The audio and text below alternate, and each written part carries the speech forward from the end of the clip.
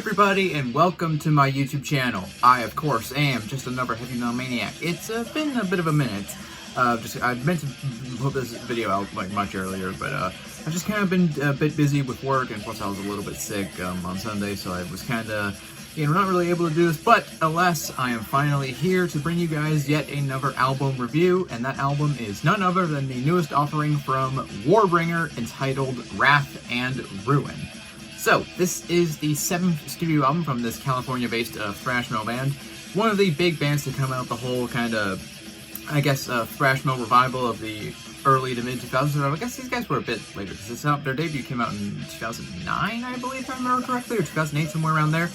So, a little bit later than some of the other earlier guys, but, yeah, these guys are definitely one of the big names to come out of that whole movement, alongside, Municipal Waste, Evil, Havoc, Toxic Holocaust, bands like that. And overall, I think I'm a pretty sizable fan of this band. I do think their debut, War Without End, is a pretty solid thrash album, although the production's kind of a bit iffy. But to me, this band just kind of this is a great example of a band that just kind of evolves over the years. Like, I think each subsequent release from this band has just gotten kind of better and better and better, and albums like Woe to the Vanquished and Weapons of Tomorrow, I think, are just absolutely banger albums. So I was definitely anticipating this release when it came out. So, yeah, now enough about kind of back on information. Let's just talk about the album itself now. Overall, I do think this is a good album. Yeah, again, I know I say this a lot in my reviews, but a lot of the bands I talk about for album reviews are just very grossly consistent. So, yeah, I mean, if you liked Warbringer prior to this release, then you're gonna like this album.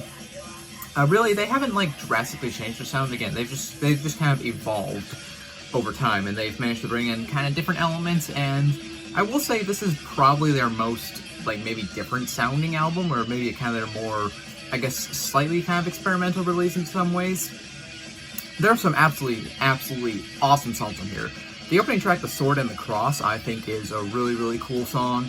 The song Neuromancer, I really enjoy that song. The Jackhammer is probably just the most kind of straightforward, just aggressive song on this album. I really like that song. Strike from the Sky, I enjoy that song as well.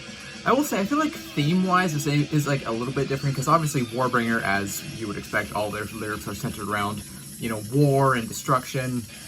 And then particularly Weapons of Tomorrow was, focused on future war, technology and stuff like that. This is kind of more of a a bit of a more kind of historical vibe, or lyrical themes in some of these songs. It kind of, Sword in the Cross, I believe, is about, the Crusades and stuff like that. So kind of going for kind of more medieval or ancient kind of war themes on here, which I think is pretty neat.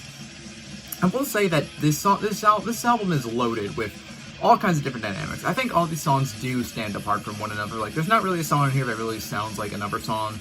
They all do stand out. There's a good balance of just again, flat out, heavy, fast, brutal, intense moments, but also kind of more dynamic moments where it slows down a little bit, or there's sections where they bring in some kind of acoustic elements, or it kind of goes for kind of a more groove-laden kind of approach, and just kind of slows things down and tries to be a bit more nuanced. There's a good balance of that. I don't think they overdo it with kind of the more, I wouldn't say progressive moments. I just think kind of more dynamic moments. They don't overdo them. There's still enough of that just, heavy thrash sound to really kind of rope me into this album personally.